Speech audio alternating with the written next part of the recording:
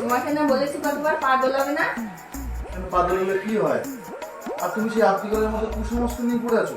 এটা 2025, তুমি কোন জামানায় এসে কুসংস্কার নিয়ে পড়ে আছো? কেন পা দোলালে তুমি জানো না পা দোলালে বিপদ আসে? বিপদ আসে? আচ্ছা, তাই নাকি? আরে, এখন আবার কি আসলো? দরজা ঠোকা দিচ্ছে মনে হচ্ছে না? এবার যাও গিয়ে দেখো বিপদ এসছে। যাই গিয়ে দেখি কে আসলো।